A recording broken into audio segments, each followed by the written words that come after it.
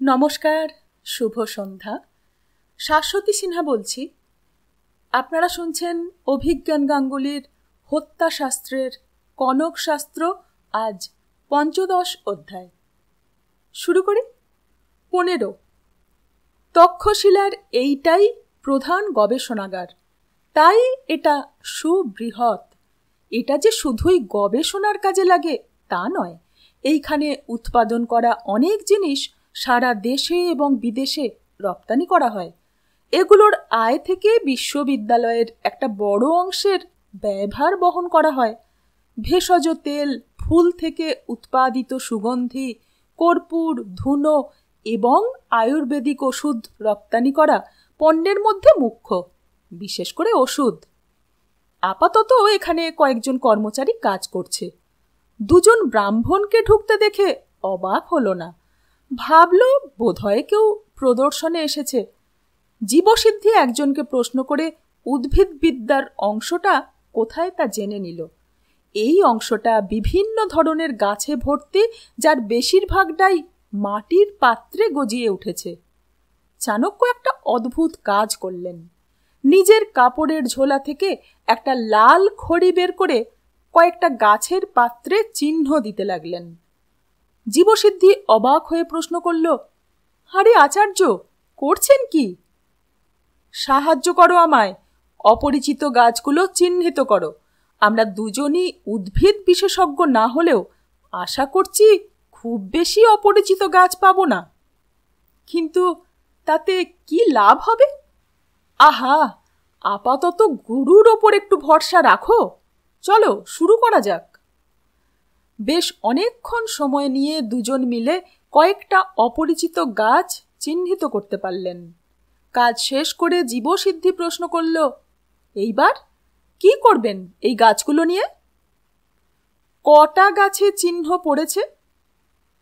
১২টা। এইবার কয়েকজন সৈনিককে পাঠাবো যেন সন্ধ্যার দিকে চিহ্নিত গাছের পাত্রগুলো তুলে নিয়ে আসে, আর কালকেই এগুলোকে তাদের সঙ্গে পাটলিপুত্র পাঠাবো। সেখানে কি হবে? সেখানকার বিশেষজ্ঞদের সাহায্যে এই অপরিচিত প্রতিটা গাছের পরীক্ষা করানো হবে। যত তাড়াতাড়ি সম্ভব তার ফলাফল আমার জানা প্রয়োজন। সময় সাপেক্ষ ব্যাপার, কিন্তু তবু এটা জরুরি। উত্তম প্রস্তাব। নিজের টিকির বাঁধনে হাত চালিয়ে চাণক্য বললেন, এইবার তবে চলো বিন্ধ্যাচলের বাড়িটা একবার দেখে আসি। শুনলাম তো গত ১ বছর ধরে সেটা খালি পড়ে আছে, আর সেটা এখান থেকে কাছেই। একজন কর্মচারীকে প্রশ্ন করতেই সে আচার্য বিন্ধ্যাচলের বাসভবনের পথ বলে দিল, তবে সঙ্গে এও বলল যে সেখানে কেউ থাকে না। লোকটা কৌতূহলী দৃষ্টিতে তাদের দেখছে তা খেয়াল করে চাণক্য বললেন, আসলে এই আমার সঙ্গী, শিল্পকলা বিভাগের নতুন নিযুক্ত আচার্য। সে উপযুক্ত বাসভবনের সন্ধান করছিল, তা আমি বললাম যে আচার্য বিন্ধ্যাচলের বাড়িটা তো ফাঁকা আছে। যদি মহাশয়ের পছন্দ হয় তবে আচার্য প্রমুখর সঙ্গে কথা বলবো। এত সুন্দর গুছিয়ে বলা মিথ্যা কাহিনীটা লোকটা বিশ্বাস করল সহজেই। তার মুখে ফুটে ওঠা কৌতূহলী ভাবটা মিলিয়ে গেল। চাণক্য শুধু একবার জীবসিদ্ধির চোখে চোখ রেখে মৃদু হাসলেন। জীবসিদ্ধি মনে মনে আরও একবার আচার্যর উপস্থিত বুদ্ধির প্রশংসা না করে পারল না। এই লোকটা উত্তর না পেলে আরও ১০ জনকে বলতো যে দুজন বিন্ধ্যাচলের বাড়ির খোঁজ করছে। সন্দেহ করত, তাতে বিষয়টা ৫ কান হতো, কিন্তু যে মুহূর্তে মানুষ তার কৌতূহলী প্রশ্নের একটা নীরস উত্তর পেয়ে যায়, তার উৎসাহ দূর হয়ে যায়। সেটা নিয়ে আর সে জল্পনা করবে না, কারুর সঙ্গে কথাও বলবে না। আর এটা নিয়ে গবেষণাগার থেকে বের হয়ে বেশিক্ষণ পথ চলতে হলো না। একটু চলার পরেই বিন্ধ্যাচলের বাড়িতে এসে পড়ল দুজনে। দেখেই বোঝা যায় যে এই বাড়িটা ১ বছর মতো পরিত্যক্ত হয়ে আছে। বাড়ির দরজা শুধুই আলগা লাগানো, অতএব ভেতরে ঢুকতে কোনো অসুবিধে হলো না। ভেতরে এখনো কিছু সামান্য আসবাবপত্র ছড়িয়ে আছে, কিছু ধুতি ও গায়ের জামা, কিছু ভূর্জপত্র, একজোড়া পাদুকা, প্রদীপ ইত্যাদি সবই ধুলো পড়ে মলিন। চাণক্য ঝুঁকে পড়ে একটা খড়ম তুলে নিলেন।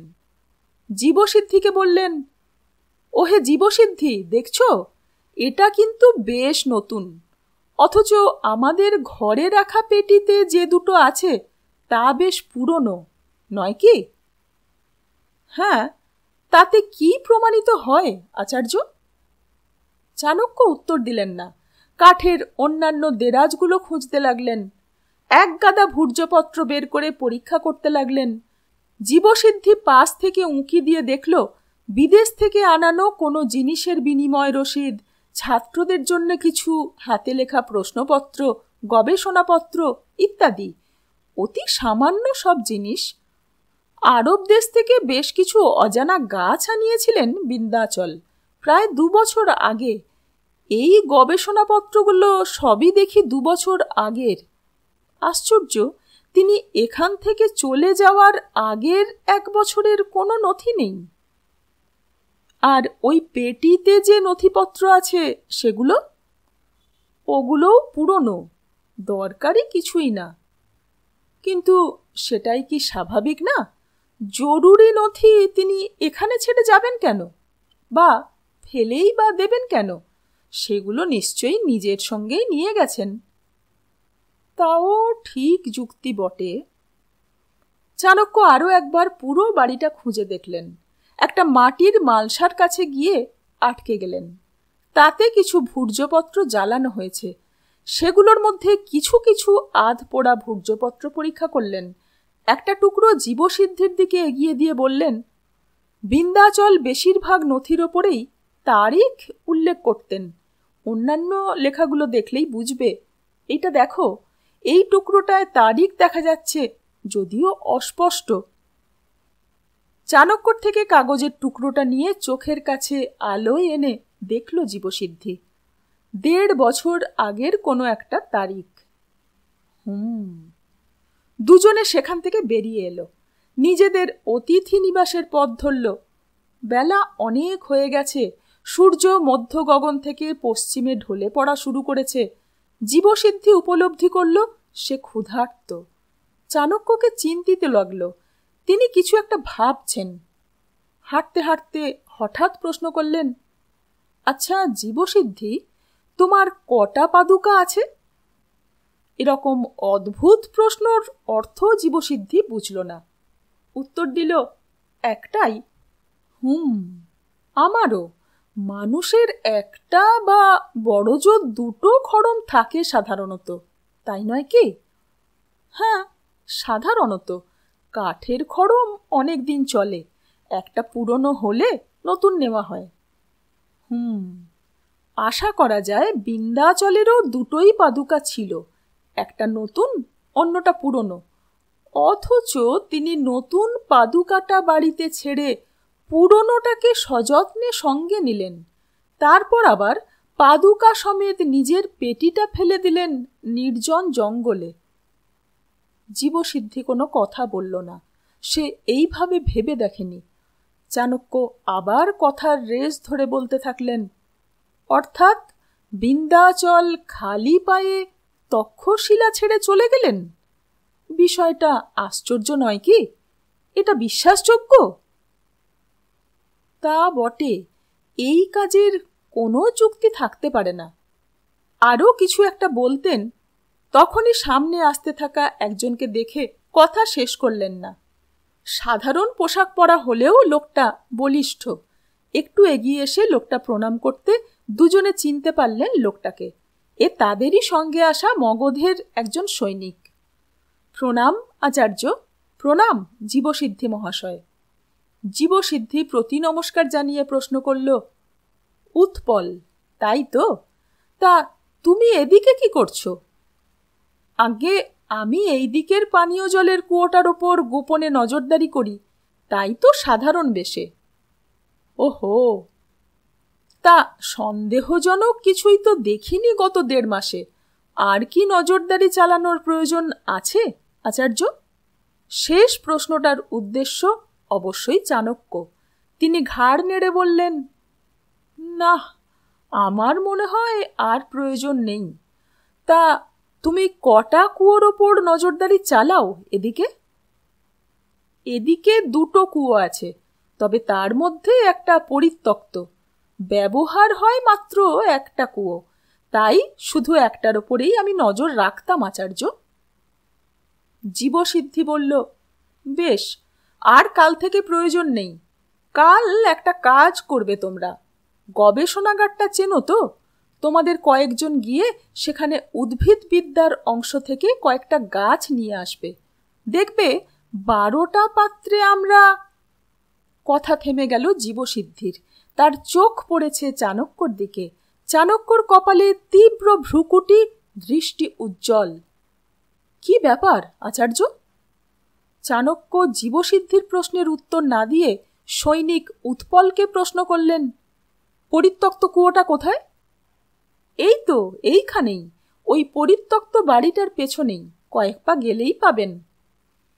আর কোনো কথা না বলে চাণক্য পেছন ফিরে হাঁটা লাগালেন।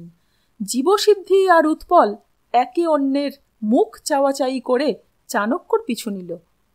আচার্য বিন্ধ্যাচলের বাড়ি থেকে কয়েক পা দূরেই পুরনো কুয়োটা। সেটার মুখ একটা কাঠের পুরনো ঢাকনা দিয়ে বন্ধ। কুয়োর চারিদিকে আগাছা আর জঙ্গল ভরে গেছে। চাণক্য গিয়ে ভারী ঢাকনাটা সরাতে শুরু করলেন। সৈনিক আর জীবসিদ্ধি এগিয়ে এসে তাকে সাহায্য করতে যেতেই চাণক্য হাত তুলে তাদের বাধা দিলেন। আমি পরীক্ষা করে দেখতে চাই এটা একজনের পক্ষে সরানো সম্ভব কিনা। সামান্য ভারী হলেও একটু চেষ্টা করতেই চাণক্য সেটা সরিয়ে ফেললেন। ঝুঁকে নিচে দেখার চেষ্টা করলেন। তার দেখা দেখি বাকি দুজনও ধারে এসে উঁকি দিল।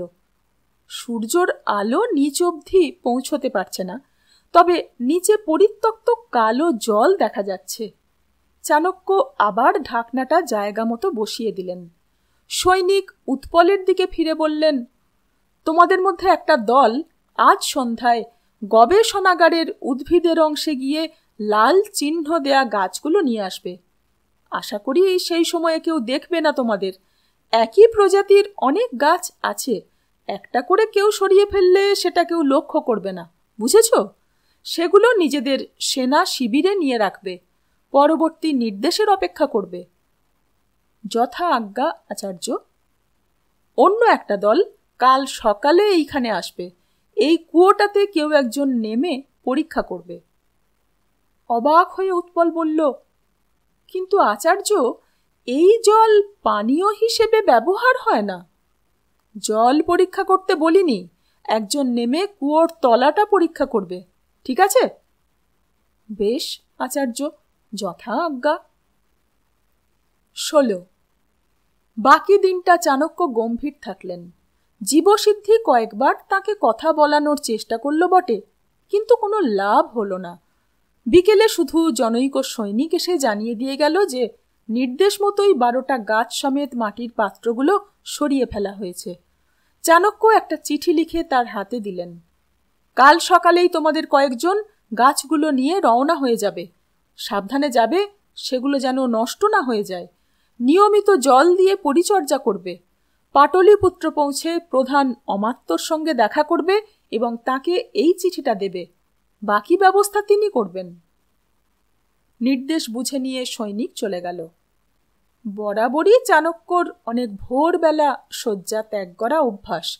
সকালে উঠে স্নান সেরে সূর্য প্রণাম করে তিনি প্রভাতী প্রার্থনা শুরু করেন। কিন্তু আজ তার কাজে বাধা পড়ল। সবে সূর্য প্রণাম সেরেছেন, তখনই এক ব্যক্তিকে অতিথি নিবাসের প্রধান ফটক দিয়ে প্রবেশ করতে দেখলেন। এই মুহূর্তে অতিথি নিবাসে তারা দুজন ছাড়া আর কেউ নেই। অতএব লোকটা যে তার কাছেই এসেছে সেটা সহজেই অনুমান করা যায়। সে এসে চাণক্যকে প্রণাম করে জানালো, প্রণাম আচার্য। প্রণাম।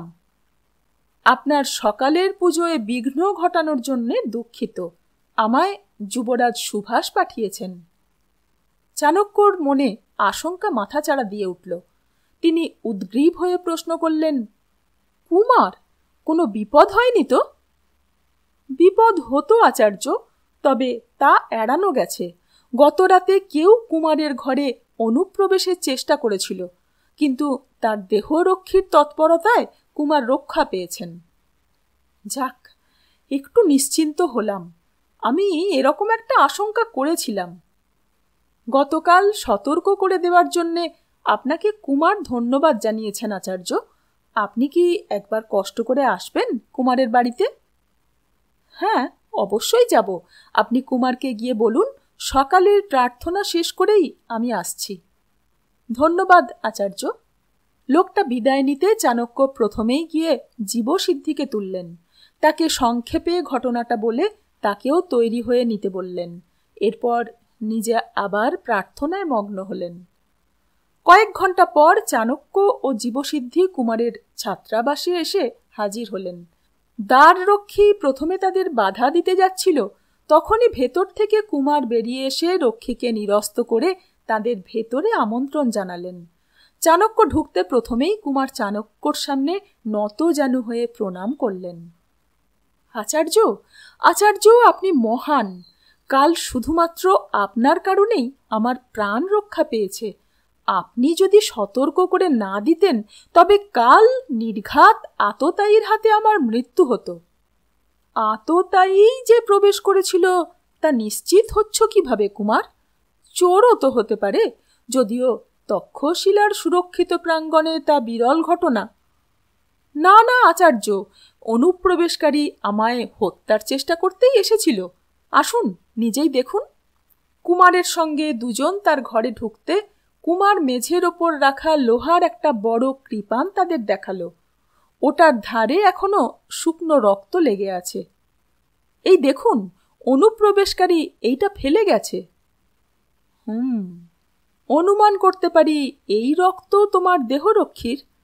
হ্যাঁ, এই যে এই বল্লভ আমার নিজস্ব অনুগত দেহরক্ষী। এর তৎপরতাতেই কাল রক্ষা পেয়েছি, যদিও সেটা করতে গিয়ে বল্লভ হাতে চোট পেয়েছে। ঘরে দাঁড়িয়ে থাকা এক সুবিশাল দেহধারী বলিষ্ঠ পুরুষ তাদের প্রণাম জানালো। তার বাঁ হাতে কাঁধের কাছে মলম পট্টি করা, যদিও লাল রক্তের ছাপ তার ওপর দিয়েও ফুটে উঠছে। চাণক্য বললেন, কি ঘটেছিল বিশদে বলবে? কুমার বলল, তবে বল্লভই বলুক রাতের ঘটনা। বাকি তিনজন বল্লভের দিকে ফিরতে সে বলা শুরু করল। আমি কুমারের ঘরেই গতকাল রাতে ঘুমিয়েছিলাম। আমি আগে সৈনিক হিসেবে অনেক যুদ্ধ করেছি, তাই ঘুমের মধ্যেও সতর্ক থাকার প্রশিক্ষণ আমার আছে। শেষ রাতের দিকে একটা শব্দে ঘুম ভেঙে যায়। বুঝতে পারি জানলার কাঠের পাল্লা খুলে কেউ ঢোকার চেষ্টা করছে। আমি হাতে তলোয়ার নিয়ে সতর্ক হয়ে দাঁড়িয়ে থাকি জানলার ধারে। একটু বাদেই জানলা খুলে একজন ভেতরে মাথা বাড়ায়। আমি তলোয়ারের আঘাত করি, কিন্তু ঠিক মুহূর্তে সে সরে গিয়ে বেঁচে যায়। সে ঢোকার চেষ্টা ছেড়ে এবার পেছন ফিরে পালানোর চেষ্টা করে। আমি প্রথমেই কুমারকে চেঁচিয়ে সতর্ক করি এবং জানলা দিয়ে নিজেও বাইরে লাফিয়ে পড়ি। উদ্দেশ্য সেই আততায়ীকে ধাওয়া করা। ওই যে দেখুন, ওই পুষ্করিণীর কাছে গিয়ে তাকে ধরতে পারি, কিন্তু অন্ধকারে আমি খেয়াল করিনি তার হাতে এই ছুরিটা ছিল। তখনই সে আমায় আঘাত করে, কিন্তু আমিও পাল্টা প্যাঁচে তার হাত মুড়ে দিতেই ছুরিটা পড়ে যায়। কিন্তু এরপর সে আমায় ধাক্কা দিয়ে পালিয়ে যায়। অন্ধকারের মধ্যে আর তাকে খুঁজে পাওয়া অসম্ভব ছিল। চাণক্য সম্মতিসূচক মাথা নেড়ে বললেন, বিশ্ববিদ্যালয় কর্তৃপক্ষকে আরো সচেতন হতে হবে। প্রাঙ্গণে একজন হত্যাকারী ঘুরে বেড়াচ্ছে, তবে কুমার যে সুরক্ষিত আছে এটাই এই মুহূর্তে সবচেয়ে গুরুত্বপূর্ণ। আর্য বল্লভ, তুমি কি লোকটির মুখ দেখেছ? তার মুখ কাপড় দিয়ে ঢাকা ছিল আচার্য। বেশ, আর কুমার, তুমি কিছু দেখেছ কি? কুমার মাথা নাড়ল। না আচার্য, আমার ঘুম ভাঙে তলোয়ার চালানোর আওয়াজে। বল্লভের তলোয়ার অনুপ্রবেশকারীকে না ছুঁয়ে জানলার গায়ে লাগে, আর সেই শব্দেই আমি জেগে যাই। তারপরেই বল্লভ আমায় সতর্ক করে চেঁচিয়ে এবং জানলা দিয়ে বাইরে ঝাঁপ দেয়। আমি একটু হতভম্ব হয়েছিলাম কিছুক্ষণ। উঠে যখন জানলার কাছে যাই তখন পুষ্করিণীর ধারে দুজনকে লড়াই করতে দেখতে পাই শুধু। এরপর আমি বাকি লোকদের ডাকি এবং তাদের বলি বাইরে গিয়ে বল্লভকে সাহায্য করতে। আলো নিয়ে এরপর বহুক্ষণ আমার লোকেরা তল্লাশি করে ভোর অবধি, কিন্তু তাকে আর খুঁজে পায়নি। চাণক্য কয়েক মুহূর্ত ভাবনায় ডুবে থাকলেন। জানলার কাছে গিয়ে পরীক্ষা করলেন। জানলার গায়ে তলোয়ারের আঘাতের চিহ্ন স্পষ্ট। যথেষ্ট বল প্রয়োগ করেই আঘাত করা হয়েছিল। ঠিক সময়ে অনুপ্রবেশকারী সরে না গেলে সে খুবই বড় রকমের আঘাত পেত। বেশ কিছুটা দূরে পুষ্করিণীর পাড় দেখা যাচ্ছে। মাঝের জমিটুকুর দিকে চেয়ে দীর্ঘশ্বাস ছাড়লেন চাণক্য। কারণটা জীবসিদ্ধি বুঝতে পারল। গতকাল রাতে কুমারের লোকেরা পুরো জায়গাটা হাঁটা চলা করে এলোমেলো করে দিয়েছে। আততায়ীর পায়ের ছাপ বা অন্য কোনো সূত্র যদি থেকেও থাকতো, তা এখন আর খুঁজে পাওয়া অসম্ভব। কুমারের লোকেরা তল্লাশি করতে গিয়ে উপকারের থেকে অপকার করেছে বেশি, তবে তাদের দোষ দেয়া যায় না। চাণক্য কুমারের দিকে ফিরে প্রশ্ন করলেন, কুমার, 2 দিন আগের রাতে তোমার বন্ধু সুনাভকে হত্যা করা হলো, আর গতকাল রাতে তোমায় হত্যার চেষ্টা করা হয়েছে। আশা করছি ইঙ্গিতটা বুঝতে পারছো? চিন্তিতভাবে কুমার উত্তর দিল, বুঝতে পারছি আচার্য। সেই রাতের তন্ত্রাচার করার জন্যে কেউ আমাদের মৃত্যু চাইছে। কুমার, এইবার আমি তোমাকে একটা প্রশ্ন করব। আগেও প্রশ্নটা করেছি, আবার করছি। আমি চাই তুমি ভেবে চিনতে আমার প্রশ্নের উত্তর দাও। বলুন আচার্য।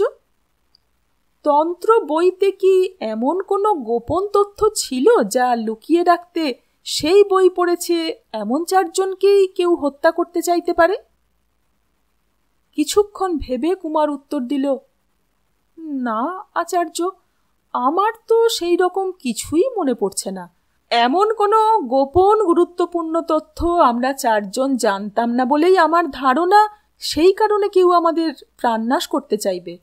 তাছাড়া ওই পুঁথি তো শুনেছি আপনার কাছেই আছে। বাসবের থেকেই শুনলাম, আপনি নিজেই সেটা পড়ে দেখুন না। আমার অন্তত সেরকম কিছু মনে পড়ছে না।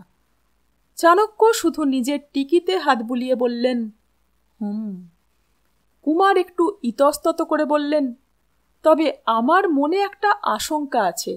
হয়তো তক্ষশিলার বাসিন্দাদের ধারণা হয়েছে যে যেহেতু আমাদের দোষেই বিশ্ববিদ্যালয়ের ওপর অভিশাপ নেমে এসেছে, তাই হয়তো আমাদের মৃত্যু হলেই তাদের শাপ মুক্তি হবে। কুমার, তুমি নিজে কি তাই বিশ্বাস করো সেই রাতে তোমরা অপশক্তিকে মুক্তি দিয়েছিলে? চাণক্যর চোখের দিকে চাইল কুমার সুভাষ। তার চোখে সত্যিই ভয় ফুটে উঠেছে। কাঁপা স্বরে উত্তর দিল, হ্যাঁ, সেই দিন যা ঘটেছে তা স্বাভাবিক নয়। আমি এতটা ভয় কোনো দিন পাইনি। সেই দৃশ্য, উফ, কি ভয়ঙ্কর! চাণক্য আর কথা বাড়ালেন না। কয়েকজন কর্মচারীকে এরপর তিনি 2-1টা প্রশ্ন করলেন। কোনো তথ্য পাওয়া গেল না। তারা কুমারের ডাকেই ঘুম থেকে উঠে এসেছিল, অতএব তারা কিছুই দেখেনি বা কিছুই শোনেনি। চাণক্য তাদের সতর্ক থাকতে উপদেশ দিলেন। কুমারের সুরক্ষার যেন কোনো রকম ত্রুটি না রাখা হয়, বল্লভকে সেটার দিকে নজর রাখতে বললেন। এরপর কুমারের থেকে বিদায় নিতে গেলে কুমার বলল, আচার্য, আমি আর এখানে থাকতে চাই না। আমার বাবারও তাই মত। এই অশুভ পরিবেশে আমি এতদিন থেকেছি সুস্থ হওয়ার আশায় এবং প্রধান আচার্যর অনুরোধে, কিন্তু কালকের ঘটনার পর আর নয়। আমি আমার নিজের রাজ্যে ফিরে যেতে চাই।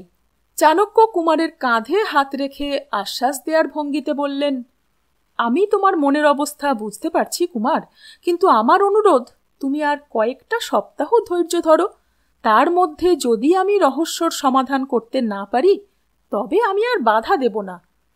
বেশ আচার্য, আপনি কাল আমার প্রাণ রক্ষা করেছেন, আপনার কথা আমি রাখব। প্রণাম আচার্য। নিজেদের বাড়িতে ফেরার পুরো পথে চাণক্য একটাও কথা বললেন না। তাকে চিন্তিত লাগলো। বাড়ির কাছে আসতেই জীবসিদ্ধি আর চাণক্যর চোখে পড়ল তাদের বন্ধ দরজার সামনে উৎপল দাঁড়িয়ে। সে বোধহয় বেশ কিছুক্ষণ তাদের ফেরার অপেক্ষা করছিল। তাদের দুজনকে দেখেই এগিয়ে এলো উৎপল। তার চোখে মুখে চাপা উত্তেজনা, এতটাই উত্তেজিত সে যে প্রণাম জানাবার কথাও তার মনে নেই। প্রায় ছুটে এসে উত্তেজিতভাবে বলল, আচার্য, কুয়োর তলায় একটা মৃতদেহ পাওয়া গেছে। 17 দড়ি ফেলে তুলে আনা হচ্ছে ভারী কিছু একটা। যতই দড়ি গোটানো হচ্ছে ততই দুর্গন্ধে ভরে উঠছে চারপাশ। দুজন সৈনিক মৃতদেহ তুলে আনছে এবং বাকি সৈনিকেরা দূরে দাঁড়িয়ে আশেপাশে নজর রাখছে। চাণক্য তাদের কঠোর নির্দেশ দিয়েছেন যেন একজনও এই দিকে আসতে না পারে। নাকে গায়ের কাপড় চেপে দাঁড়িয়ে আছেন চাণক্য এবং জীবসিদ্ধি। কিছুক্ষণের মধ্যেই মৃতদেহটা উঠে এলো। পচনশীল, বিকৃত, কঙ্কালসার মৃতদেহ। সৈনিকরা দড়ি ধরে দেহটা মাটিতে নামিয়ে রাখল। চাণক্য নাকে গায়ের কাপড় চাপা দেওয়া অবস্থাতেই এগিয়ে গেলেন দেহটার দিকে। ঝুঁকে পড়ে দেখতে লাগলেন। মুখ দেখে শনাক্ত করার উপায় নেই। মাথার খুলি ব্রহ্মতালুর কাছে 2 ফাঁক হয়ে আছে। দেহটা থেকে প্রচণ্ড পচা গন্ধ বেরোচ্ছে। মৃতদেহ শরীরে দড়ির দাগ স্পষ্ট। ভারী পাথর বাঁধা ছিল শরীরের সঙ্গে যাতে মৃতদেহ ডুবে থাকে। মৃতদেহর পাশেই একটা ভারী লোহার ছোট ডান্ডা পড়ে আছে। এটা আগেই তোলা হয়েছে। বেশ কয়েকদিন জলের সংস্পর্শে থেকে সেটা ক্ষয়ে গেছে। সবকিছু দেখে নিয়ে চাণক্য উঠে সরে এসে জীবসিদ্ধির পাশে দাঁড়ালেন। কি বুঝছো জীবসিদ্ধি? দেহের পচন থেকে অনুমান করা যায় প্রায় 1 বছরের পুরনো লাশ। মাথায় আঘাতে মৃত্যু হয়েছে। হত্যাকারী মৃতদেহর সঙ্গে হত্যার শস্ত্রটাও কুয়োয় ফেলে দিয়েছে। আর এই হতভাগ্য মানুষটা কে তা আশা করি অনুমান করতেই পারছো। আচার্য বিন্ধ্যাচল। কিছুক্ষণ দুজনের কেউই কোনো কথা বললেন না। নিশ্চুপভাবে বিকৃত মৃতদেহটার দিকে চেয়ে দাঁড়িয়ে থাকলেন। দিনের আলো ফুরিয়ে আসছে। অস্তগামী সূর্য দিগন্ত রেখার দিকে ঢলে পড়েছে। পাখিরা বাড়ি ফিরছে। জীবসিদ্ধি প্রশ্ন করল, আচার্য, এইবার মৃতদেহ কোথায় নিয়ে যাব? চাণক্য কিছুক্ষণ চেয়ে থাকলেন জীবসিদ্ধির দিকে। তার প্রশ্নর উত্তর না দিয়ে তিনি আদেশের অপেক্ষায় দাঁড়িয়ে থাকা 2 সৈনিকের দিকে ফিরলেন। বললেন, মৃতদেহ আবার কুয়োর ভেতর নামিয়ে দাও। জীবসিদ্ধি এবং সৈনিক দুজন নিজের কানকে বিশ্বাস করতে পারছে না। হতবাক হয়ে তাকিয়ে আছে চাণক্যর দিকে। জীবসিদ্ধি সম্পূর্ণ বজ্রাহতের মতো চেয়ে আছে তার গুরুর দিকে। আচার্য, এ আপনি কি বলছেন? চাণক্যর দৃষ্টিতে কাঠিন্য ফুটে উঠেছে। তিনি দৃঢ় স্বরে আবার বললেন, মৃতদেহ জলে নামিয়ে দিয়ে কুয়োর ওপরের ঢাকনাটা দিয়ে মুখটা ঢেকে আবার আগের মতো করে দাও। জীবসিদ্ধি আবার চাপা স্বরে বলে উঠল, আচার্য। চাণক্য এইবার জীবসিদ্ধির চোখে চোখ রাখলেন। বললেন, জীবসিদ্ধি, নিজেই একজন আচার্য ব্রাহ্মণ হয়ে নিজেরই এক সহকর্মী শিক্ষকের মৃতদেহর সঙ্গে এই রকম ব্যবহার করতে আমারও হৃদয়ে ততটাই যন্ত্রণা হচ্ছে যতটা তোমার। বিশ্বাস করো আমার কথা। কিন্তু এই মুহূর্তে হৃদয়ের থেকে মস্তিষ্কের নির্দেশ মেনে চলাটা বেশি আবশ্যক। আমরা এই মুহূর্তে একটা আপৎকালীন পরিস্থিতিতে দাঁড়িয়ে, আর এই সময়ে আবেগের বশবর্তী হয়ে কোনো কাজ করা আমাদের সাজে না। আপনি কি বলতে চাইছেন আচার্য? ভেবে দেখো, এই মৃতদেহ তুলে নিয়ে সৎকারের ব্যবস্থা করতে গেলে এই তক্ষশিলার প্রতিটা মানুষ জেনে যাবে ঘটনাটা, আর তাদের মধ্যেই হত্যাকারীও জানতে পারবে সেটা। সে সতর্ক হয়ে যাবে। আমরা তাকে ধরার আগেই পালিয়ে যেতেও পারে, তাই নয় কি? জীবসিদ্ধি কোনো উত্তর দিতে পারল না। চাণক্য আবার বললেন, এই মুহূর্তে এই খবর কাউকে জানতে দেয়া যাবে না জীবসিদ্ধি। আমি নিরুপায়। আচার্য বিন্ধ্যাচলের আত্মা তবেই শান্তি পাবে যদি তার হত্যাকারী শাস্তি পায়, আর সেই কারণে আজ এই কঠিন সিদ্ধান্ত আমায় নিতেই হবে। জীবসিদ্ধির কাঁধে হাত রাখলেন চাণক্য। তারপর মৃতদেহর দিকে ঘুরে এগিয়ে গেলেন। মৃতদেহর সামনে দাঁড়িয়ে হাত জোড় করলেন চাণক্য। মৃতদেহর উদ্দেশ্যে বললেন, হে আচার্য বিন্ধ্যাচল, আমায় ক্ষমা করবেন। আপনার মরদেহের সঙ্গে এই অবিচার করার জন্যে আমি অত্যন্ত ব্যথিত, কিন্তু অনুগ্রহ করে আরো কয়েকটা দিন অপেক্ষা করুন। আমি কথা দিলাম বিষ্ণুগুপ্ত চাণক্য খুব তাড়াতাড়ি আপনার মৃতদেহ সৎকারের ব্যবস্থা করবে, কিন্তু আজ আমায় ক্ষমা করবেন। সরে এসে চাণক্য সৈনিকদের কাজ শুরু করতে ইশারা করলেন। কিছুক্ষণের মধ্যেই আবার আগের মতো কুয়ো ঢাকা দিয়ে দেয়া হলো। সৈনিকদের বিদায় দিয়ে নিজেরাও পথ ধরলেন দুজনে। রাতে দুজনের কেউই খেতে পারলেন না। কর্পূরের সুগন্ধের মাঝেও পচা দুর্গন্ধটা যেন এখনো তাদের নাকে লাগছিল। দুজনের মধ্যে আজ খুব সামান্য কথাবার্তা হলো। ঘুমোতে যাওয়ার আগে চাণক্য প্রশ্ন করলেন, ওহে জীবসিদ্ধি, এই ঘরে থেকে তোমার মনের সেই ভয়ের ভাবটা কিছুটা কমেছে কি? হ্যাঁ আচার্য, তবে আজ রাতে সম্ভবত আমি খুব ভয়ানক দুঃস্বপ্ন দেখতে চলেছি, এবং তাতে আচার্য বিন্ধ্যাচলের বিকৃত মৃতদেহের একটা বড় ভূমিকা থাকবে বলে আশঙ্কা করছি। শয্যায় শুয়ে চোখ বন্ধ অবস্থাতেই মৃদু হাসলেন চাণক্য। প্রদীপের আগুন নিভিয়ে জীবসিদ্ধি নিজেও শয্যা নিল। কিছুক্ষণ জেগে রাতের কীট পতঙ্গের এক সুরে ডেকে চলার শব্দ শুনল জীবসিদ্ধি। তারপর বলল, আচার্য। অন্ধকারের ভেতর থেকেই উত্তর এলো, বলে ফেলো। আপনি কি কিছু ভেবে পেয়েছেন? কোনো সূত্র? অনেক সূত্র পেয়েছি। একটা ঘটনা আলো দেখাচ্ছে, কিন্তু অন্য ঘটনাগুলো সেটার সঙ্গে মেলাতে পারছি না। কিছু একটা আমার নজর এড়িয়ে যাচ্ছে জীবসিদ্ধি। কিছু একটা সূত্র এখনো আমার অধরা। মন বলছে সেটা খুব তাড়াতাড়ি পাবো, কিন্তু তার আগে অপেক্ষা করতে হবে। কিসের অপেক্ষা? মগধ থেকে চিঠি আসার অপেক্ষা করতে হবে। যদিও আমি অনুমান করতেই পারছি যে ওই গাছগুলো পরীক্ষা করার ফল কি আসবে, তবুও আমি নিশ্চিত হতে চাই। ধৈর্য রাখো কয়েকটা দিন। আর ততদিন আপনি কি করবেন আচার্য? ভাবব, শুধুই ভাবব। আজ এই পর্যন্ত। পরবর্তী অংশের জন্য একটু অপেক্ষা করতেই হবে। সঙ্গে থাকবেন। ধন্যবাদ।